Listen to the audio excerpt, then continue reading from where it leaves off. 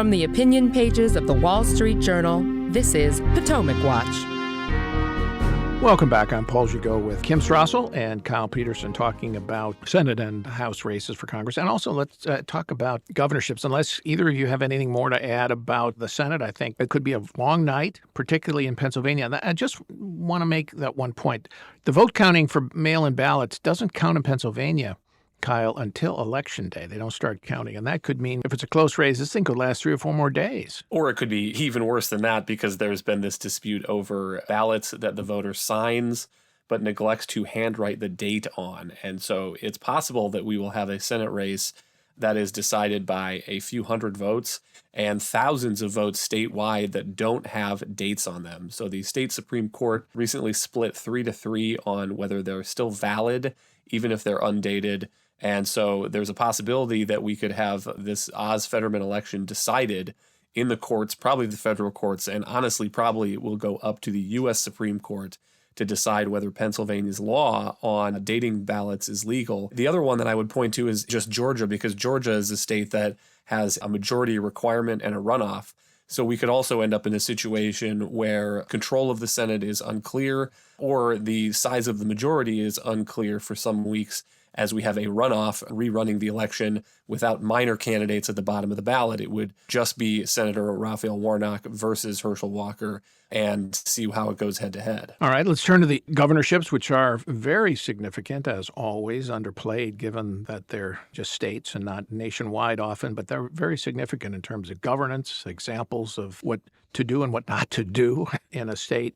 And Republicans are challenging Democratic incumbents in several states where they have a chance. It looks like Joe Lombardo in Nevada could beat Mr. Sisolak in Nevada, could win there. I think he's leading, and that's a possible pickup. Making spirited challenges in Michigan and Wisconsin. Tim Michaels taking on Tony Evers in Wisconsin and Tudor Nixon.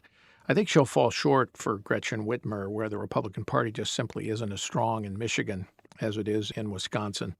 And then New York. Lee Zeldin has been gaining on Kathy Hochul, has never won in her own right. She was lieutenant governor, took over when Andrew Cuomo resigned. Crime and inflation have been the big issues for Zeldin, and Hochul has really mishandled it. That, Kim, would be really the shot heard round progressive America if Lee Zeldin won. You'd see Democrats walking the streets of New York like the Night of the Living Dead.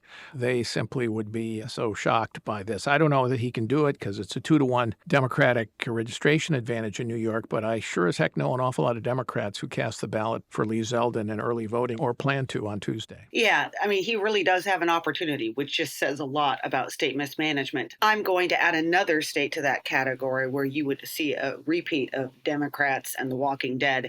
That's my home state of Oregon, where Republicans have not had the governorship since 1982. But because of the presence of an independent in that race, Betsy Johnson, Tina Kotek, who is a Democrat who's running, is in real trouble. And there's a possibility that those two split the vote and that the Republican, Christine Drazan, wins. Now, again, this would be another shot around progressive world. And a couple more races just to throw in there, too, that haven't got as much attention, but Kansas, where Laura Kelly, who is the sitting Democrat in Kansas, is being challenged by Derek Schmidt, the Republican Attorney General. People are now suggesting that it's a very good chance she will lose.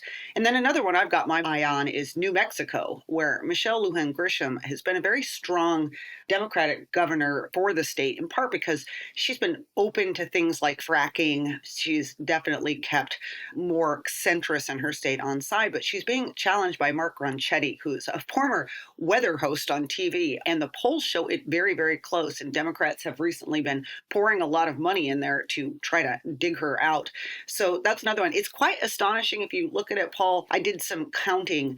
There are 8 possible places and states where Democratic governorships could potentially shift to Republicans if GOP had a good night. 8. Should mention a couple of states where Republicans are going to give up the governorship, Maryland and Massachusetts, where they have held the state house for 8 years, so with Charlie Baker in Massachusetts, Larry Hogan in Maryland. But the Republican primary electorate has decided to go with some Trumpian candidates who have no shot and are going to get crushed.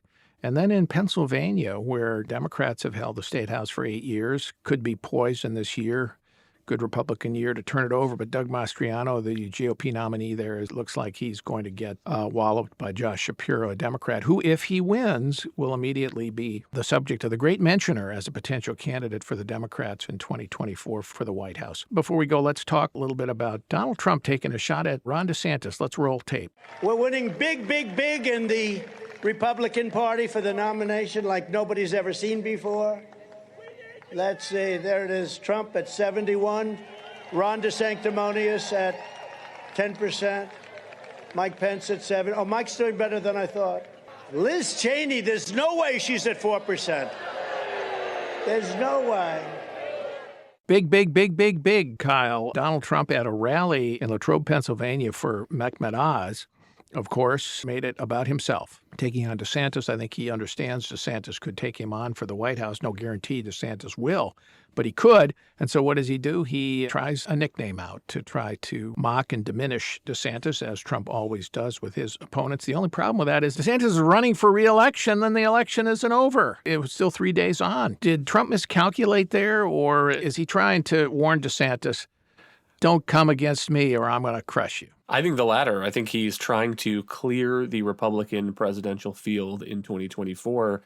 And it seems like he is having some success at doing that. On Sunday, there was a Politico story that Arkansas Senator Tom Cotton has decided that he's not going to run for president. And he had been doing all sorts of things, laying the groundwork for that. He recently released a book.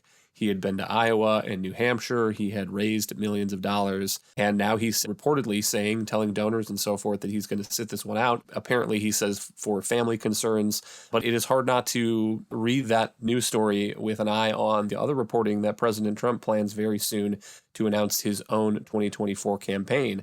And so I think what Trump is trying to do, he's trying to box out anybody else who would have an eye on a White House bid right now. And the question is whether that's a tactic that will work on Ron DeSantis in particular. First of all, because he's very popular and he's also running pretty competitive in some of the primary polls.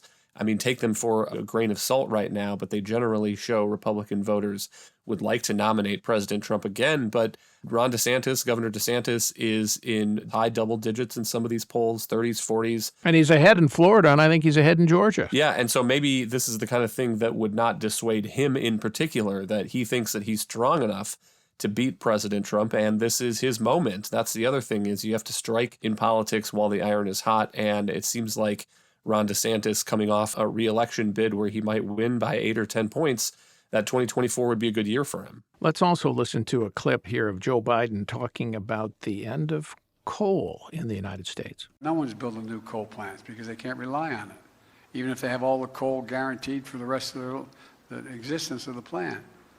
So it's going to become a wind generation. And all they're doing is going to save them a hell of a lot of money, and they're using the same transmission line they transmitted the coal-fired electric on.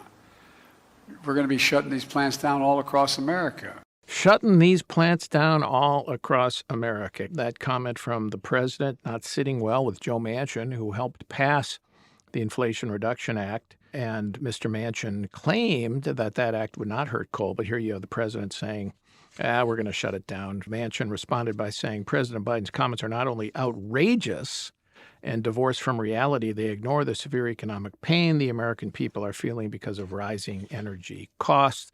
This is something the president has never said to me. Should Joe Manchin have been surprised by this, Kim? No, and he might be the only person in the world who is surprised by it if he actually was. By the way, I would add that he also called those words offensive and disgusting, and said that the president owes these incredible workers an immediate and public apology. And it's time he learn a lesson that his words matter and have consequences. But, he's been saying these words since he was on the campaign trail. When you have a president who gets into office and one of his first executive orders is saying that every aspect of his cabinet and agenda will be geared around climate change, and the fundamental basis of the current progressive environmental movement is that you need to get rid of all fossil fuels, I'm not quite sure how Joe Manchin can be surprised that this would come out of Biden's mouth. He was being honest. It might have been a mistake, but it was a mistake in which he actually came clean.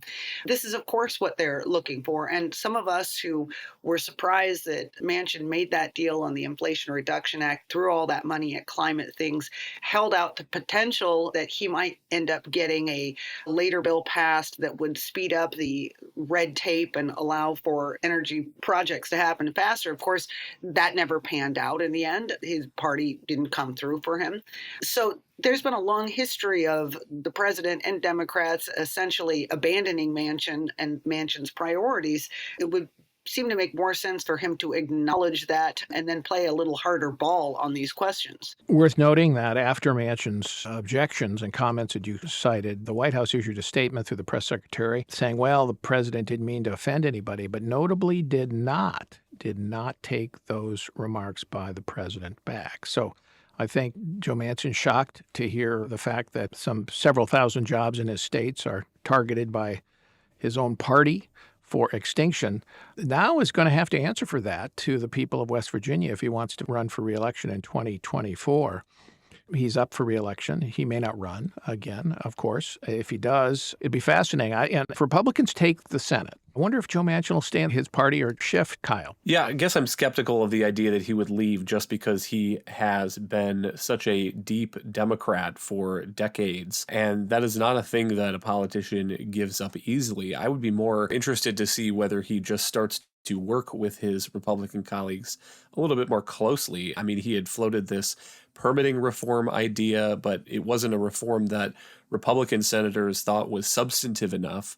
He could go back if Republicans take the Senate and say, let's cut a real deal and I'll vote for it. And you can say it's a bipartisan permitting deal.